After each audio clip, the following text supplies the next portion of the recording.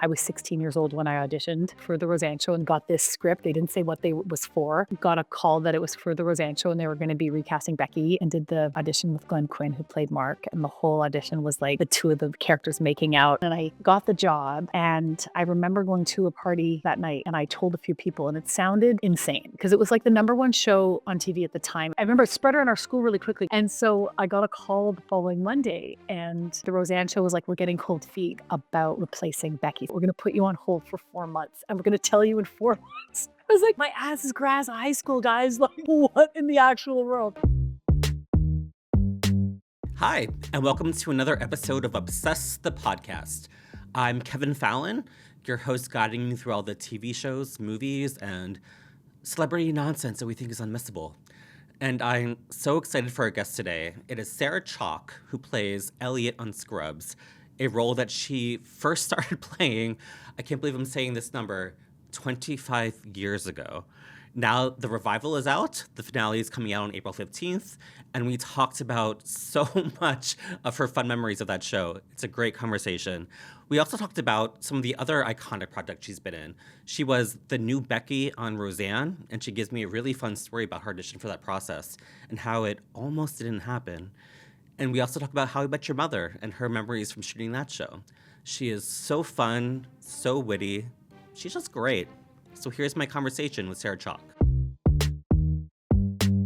Hi, Sarah Chalke. How are you? Hi, thanks for having me. Nice to see you. I'm so excited to talk to you because here's obviously I'm a huge TV fan. I now currently work in reviewing TVs as a job, but I will say that Scrubs, when it first aired, I think 2001, like 25 years ago, which Jesus Christ, how is that possible? It's not possible because I'm only like 32, so it doesn't really make sense mathematically. I'm 29. The best thing my aunt ever taught me is that you are 29 forever. Yes, you have a very smart aunt. Yes. But what I will say is that Scrubs taught me something that is actually kind of foundational about how I watch TV now, which is that I love comedy that also makes me cry. Me too. Which is what Scrubs is. Yeah, me too. Me too. It's what I loved about it. It's what I loved about it when I read the script. Like, even reading the pilot episode made me cry. And I was so caught off guard by that. Like, I was like, what is this show that is like, funny and irreverent and a gut punch and all of these things? And, Bill Lawrence has obviously done it now with Ted Lasso and Rooster and Shrinking. And it's this. And Cougar Town, which is Cougar Town is my secret favorite show. Yeah, it was so good. And did the same thing, right? Like, I feel like it's totally my favorite kind of comedy to watch, and also to do, because no week is ever boring. It's like you're doing a scene, and that's just in the OG days. You'd have a day where you were like, crying at a vending machine because you're gonna lose a patient, and then also doing like a pratfall, and then also in a fantasy sequence dancing in a burlesque outfit, and then, had a line of like, I told you so, and Bill would be like, just do an I told you so song and dance instead. So it was like every day Right. felt like a whole other, no 2 days were ever the same. No 2 days were boring. Yeah, and I feel like a big part of that too is the character of Elliot, who, at least at the point when Scrubs first started airing, was a character like we haven't seen before. She's so smart and so great at her job, but also neurotic. She questions herself. She's very funny. I'm curious how much of that you brought to the role and how much of that was for you when you first started doing the project. So I remember getting the script and getting the character breakdown, and it said Dr. Elliot Reed, and part of the breakdown said she moves and talks at a faster pace than normal humans. And that's like great. always something that I've struggled with in my real life. And so I remember, like, in every other job, they'd be like, slow down, talk slower. And it's just how my friends and I grew up speaking. I mean, I have to consciously not talk like that. And so I was like, I read that and I was like, oh, okay, I can do this.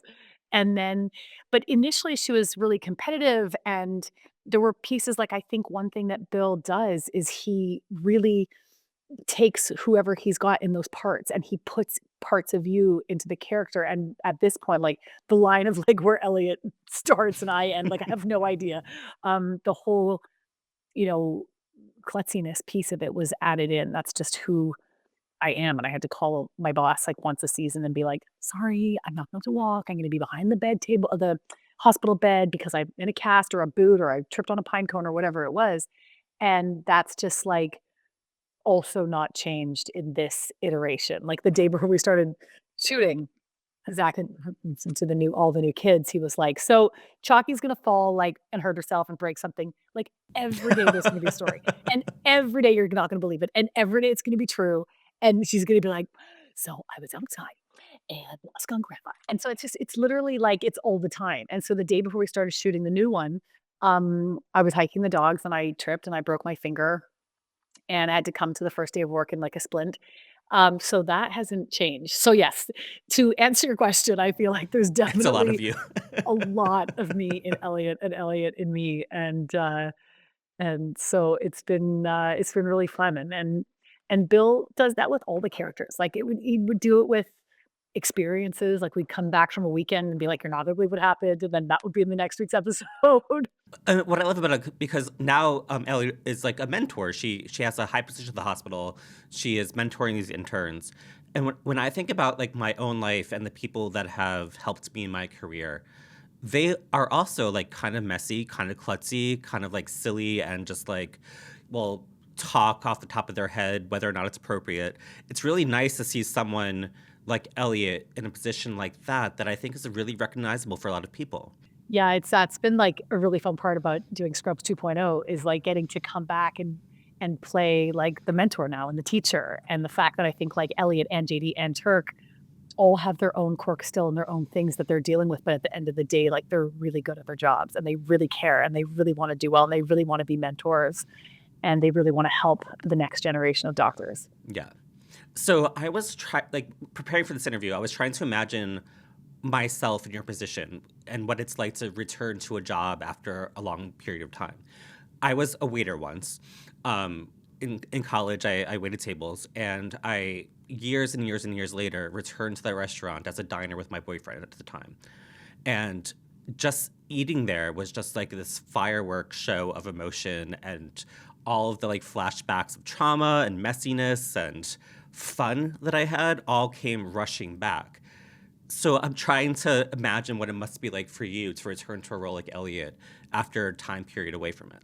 Yeah, it was wild. I mean, it was 25 years from when we first stepped on that set until we came back for the reboot, and it was so surreal because it was my whole 20s, it was my whole growing up, it was, like, where I feel like I learned everything that I know about comedy, um, and it was such a unique experience because I think there's very few jobs where all the pieces come together, where you love the people and the part and the writing and the character, all of it, and so super lucky and grateful to get that experience once in your life, but then to get to come back 25 years later and do it again, um, it was interesting, like, I knew it was gonna be great, but then it was actually even better than I had anticipated, and so, like, when we walked on the stage for the first time, that in itself was nuts. We had filmed in this abandoned hospital, in on Riverside Drive in Los Angeles, and that has been since torn down, and so they recreated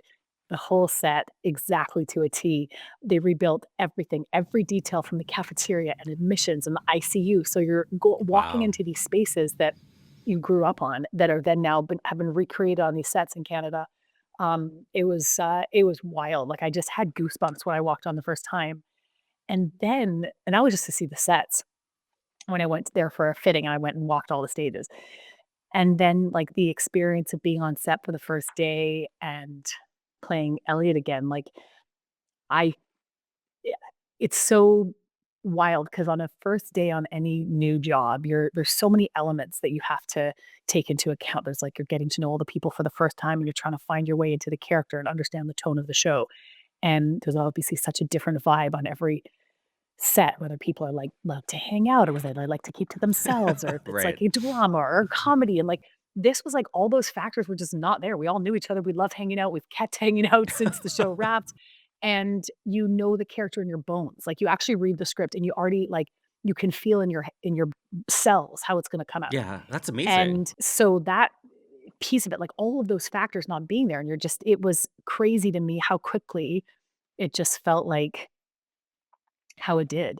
And, the fun part was kind of like, the challenge of bringing it into 2026, and, Bill and Zach and ABC wanted to really have that grounded feeling in the first few seasons, and so we would kind of just try it a bunch of different ways and find, like, where that spot felt, like, over the first, couple weeks of shooting. Yeah, and it's so fun for me to, like, now be older than I was, obviously, 25 years ago when I was watching it for the first time, to, Even though like you're 29 forever.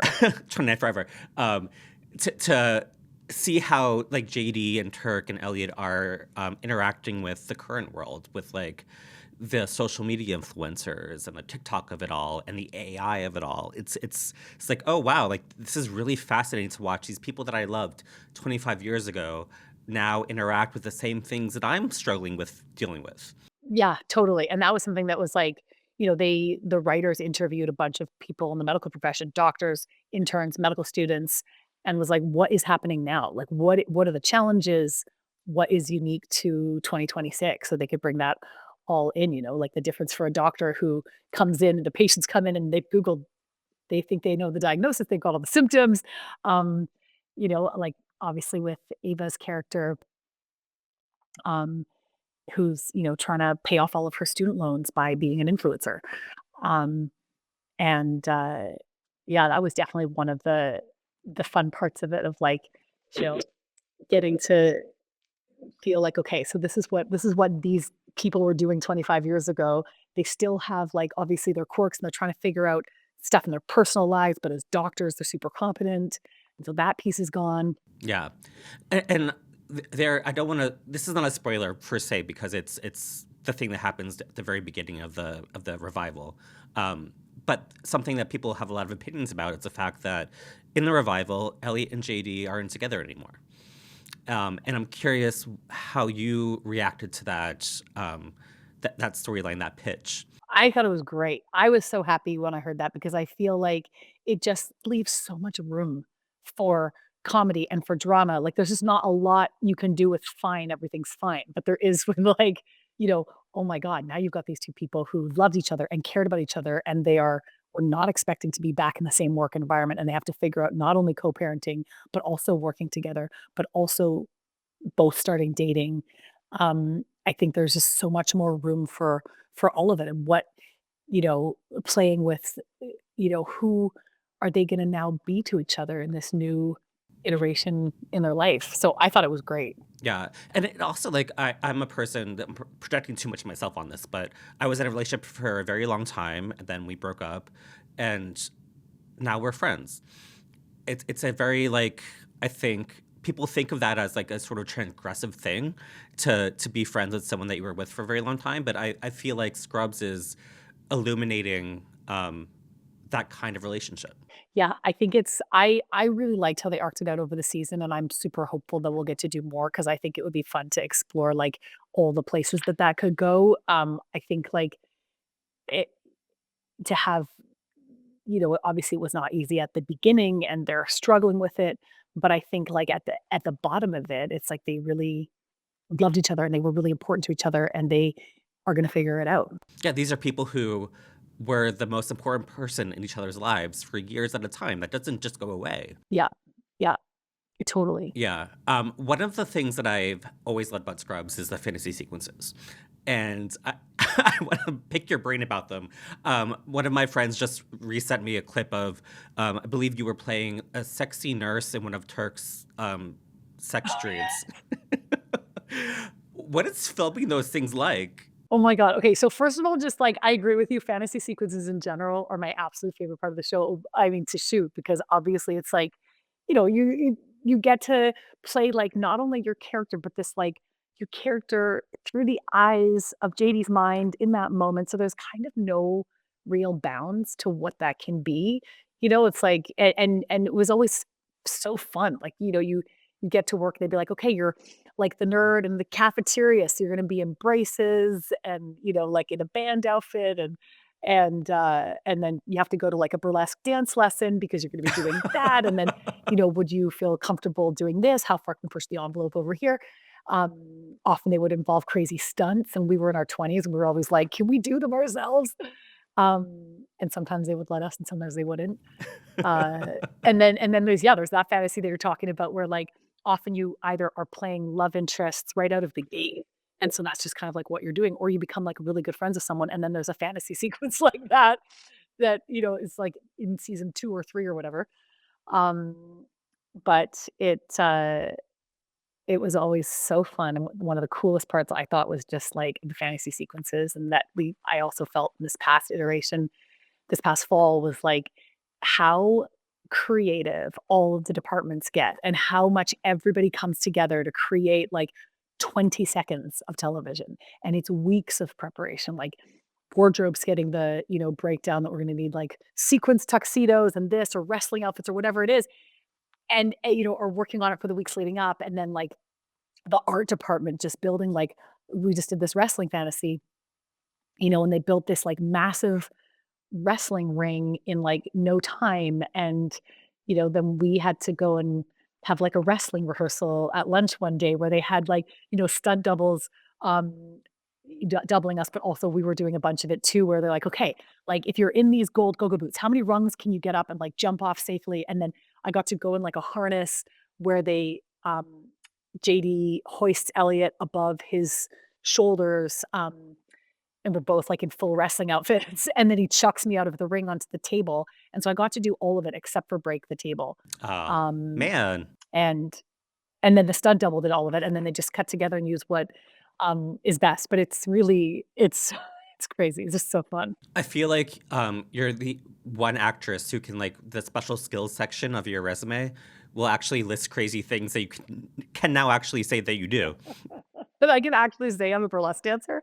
Um, yeah, Burlesque dancing, wrestling, you've got it all now. yeah, no, it is they're the most fun. They're the most fun to do, and anytime the script comes out, everyone's always like, "Oh, who gets to do the fantasies this week?"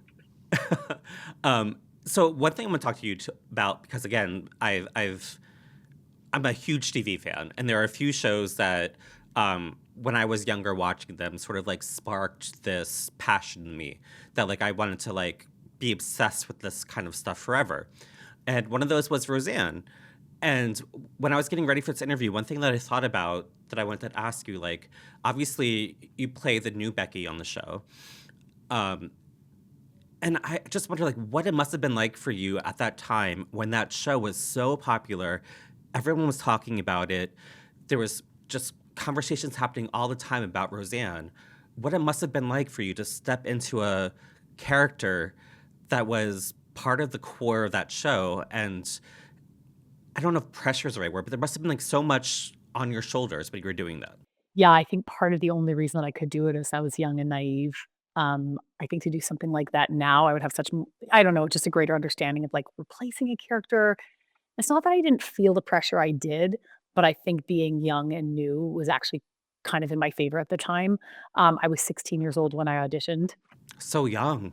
It was the end of grade 11, and I was super young, and I, was living in Vancouver and got this script. They didn't say what they was for. They just, like, whited out the names Becky and Mark on the audition sides and said it was for, like, a new series filming. So I put it on tape, and I stuck this VHS tape in the mail and got a call that it was for the Roseanne show, and they were gonna be recasting Becky, and, um, I went down and did the audition with Glenn Quinn, who played Mark, and the whole audition was, like, the 2 of the characters making out. So he was, like, 24 and Irish and gorgeous, I'm 16, and the whole scene's like he's like, "Baby, come here," and I'm like, "Get a job at the gas station." He's like, "Come here, come here." I'm like, "Get a job at the gas station." So that was the audition. Wow. And then the next audition was with Roseanne, and they tried to put all the factors of what it would feel like to be in a live audience tape night, and I had no frame of reference for any of it. They had, like, 4 cameras going, and they were calling out numbers, and they had someone directing, and they put us through full hair and makeup, and they were having a laugh track, and so did the audition with Roseanne, and I, um, got the job, and I remember going to a party that night, and I told a few people, and it sounded insane because it was, like, the number 1 show on TV at the time. It was a time when there was, like, 11 channels, and, Ratings were huge, like, viewership that, like, we could not even imagine today. yeah, 100%, and I I remember it spread around our school really quickly because it just sounded like it was like, "I'm gonna go be on that show and play that person." I mean, it made no sense, and so I got a call the following Monday, and they were like the Roseanne show was like, "We're getting cold feet about replacing Becky, so we don't know if we're gonna do it. If we do it, it's gonna be you, but we're gonna put you on hold for 4 Oh my months, and we're gonna god. tell you in 4 months." The anxiety. I was like, "My ass is grass high school, guys, like, what in the actual world?" And so then they called 4 months later, and they was like, "Yeah," they were like, "Yeah, come down, we're gonna do it." Um, and, yeah, I mean, I was in awe of all of them, just in terms of your comment about the pressure, like, it was all these incredible comedians under one roof in one space, Sandra Bernhard and Laurie Metcalf and John Goodman and Johnny Galecki and Sarah Gilbert and, Martin Mull and Fred Willard. I mean, it was insane. Yeah, it's crazy that oh, crazy, not crazy, it's fitting that you are now a part of two franchises that have, like, lasted decades. If you're not watching The Conners, anyone listening to this, The Conners is so great. Whatever, like, politics happened with the Roseanne original season revival, The Conners is such a great show, and now you're part of two different franchises that have lasted for over 25 years. That's wild. It feels really lucky. I mean, there's such an element of timing and luck that comes into this business, and yeah, just feel super grateful, and especially that it could have been on comedies because, like, I feel like it is I love doing all of the different things, but if you're gonna do something for, like, a long period of time, if it's a comedy, it feels like winning the lottery because there's nothing to me like being on a comedy set. I mean, when you're especially in working environment like Scrubs where it's so collaborative, um, my favorite part about it was that, like, I think in comedy, you really have to not care about the outcome, what you look like, what you're doing, how it's gonna come across. Otherwise, that's it. I mean, it won't work. Right. And we were given such permission to fail on Scrubs. It was like, we were shooting this abandoned hospital, middle of nowhere, and we felt super kind of removed. And it was like, try this, try everything. And, it was super unique in that Bill Lawrence would come to set every scene for rehearsal and watch and give us notes. And that's Wow. like I haven't experienced that since or before, where you have the showrunner there that much and that involved and that present. And so it just felt like a comedy masterclass where he'd be like, try this, try that, try these three alts for a joke. This piece feels like it's not working. Let's try this. And we just all kind of learned everything about comedy from him on that job. I feel like that attention to detail is why these shows have lasted for so long. I'm thinking like about your career. You have Scrubs, you have Roseanne, you have How I Met Your Mother, and a show like Rick and Morty, which you do a voice acting part on. These are shows that have huge fandoms, and I'm curious if you have any sort of like thought about like why do I keep getting on these shows where the fans are so insane? I'm just like, what did I do right in this lifetime that I get to do that? Yeah, Rick and Morty, the fandom is wild, and, like, we kind of experienced it through the eyes of Comic-Con. Like, the first year we went, it hadn't come out yet, nobody knew what it was. The next year, there was, like, a few people dressed up as Rick. The next year was, like, a sea of Ricks and a few Mr. Poopy buttholes, and it was like it just kind of started to grow and to catch on. But uh, it feels super lucky to be part of, shows like that that do have a base where you hear from people who are like, um, "I went through this super hard thing, and I needed to laugh, and this is kinda what got me through it," and just feels lucky to get to, have been a part of that. And the experience of doing it. Like, I was in the booth yesterday for 4 hours doing, a few episodes from season 10 of Rick and Morty, and, um, it's as fun in year 10, if not more, than it was at the beginning. Like, I so look forward to getting the script in my inbox. I can't believe it. They kind of blow my mind, those scripts. And then I feel like I kind of like it's a show that I would watch, if I wasn't on. I think the writing's incredible. And so it's like I go into the booth, record it, and then it's like you get to experience it a second time when you watch the animation because whatever in your mind you think of sentient alien cloud fart being is gonna be, it's gonna be different when you actually see it. And, so, like, yeah, it's been just super it's just so fun because it's feels very, freeing to do voice work because 'cause you're not thinking about anything else. You're just in this, like, 4 by 4 foot sound booth with nobody else, um, doing whatever you're doing. This is the first time the phrase sentient cloud fart has been uttered on this podcast, and I appreciate Oh, that. good. Eh. I have one, if you will indulge me, one question about How I Met Your Mother. And the question is this. Did you ever think that you were the mother on that show? Oh, that's a great question. I mean, I remember it was so long ago, but I remember at the time, like, we didn't really know. Like, as we were shooting, just like there was no um like comment to me about whether that was gonna be the way it went or not. The whole thing was just kind of like came out of Were nowhere. you I ever like, oh, it might be me, maybe? maybe I remember like getting a phone call. They rehearse Monday, Tuesday, and they shoot Wednesday, Thursday, Friday because it's like a hybrid. And I got a call on a Tuesday and they were like, "Do you wanna do an episode of How I Met Your Mother?" And I was like, "I'd love to." And they were like, "Can you drive here right now?" So the person who's supposed to be doing it had fallen out of the role, and so they were already, like, partway through the week, and it was just supposed to be that week. I was going back to Scrubs the next week to start our next season of shooting, and they were like, "Actually, can you do some more?" And so Bill Lawrence, our Scrubs creator, was, like, super generous, and he said, "Yeah, you can do some more of those and just split up the time." So I would go to How I Met Your Mother from, like, 5:30 AM to, like, 11:30 AM, and then go to Scrubs till, like, midnight, and then rinse, lather, repeat, so I didn't really sleep very much, but it was super fun. It was, like, a very welcoming set because obviously, when you're so many years in, you have no idea if people are gonna be like, "We're already doing our thing," but they were like, "Oh, the water's warm, come in." That's awesome. So I have to let you go in a minute, but I want to end this by mentioning what I think is my favorite performance of yours, and it's a deep cut, I think, for some people, which is why I wore lipstick to my mastectomy. Um, I am a cancer survivor twice over, and I remember watching that, and it was just there was something about the spirit that your character had that was really, really meaningful. I'm curious if you have memories of that time and working on that and the reaction that that performance got. Well, thanks so much for saying that, and, it was a really meaningful job, to me personally. I think everybody's life has been touched by cancer themselves, their family member, someone they love, a very good friend, and, um, I had just recently been through my aunt having cancer and being diagnosed at the last minute and passing away, and, um, I was, a bit apprehensive of taking on the part, but I for that reason, but I wanted to do it.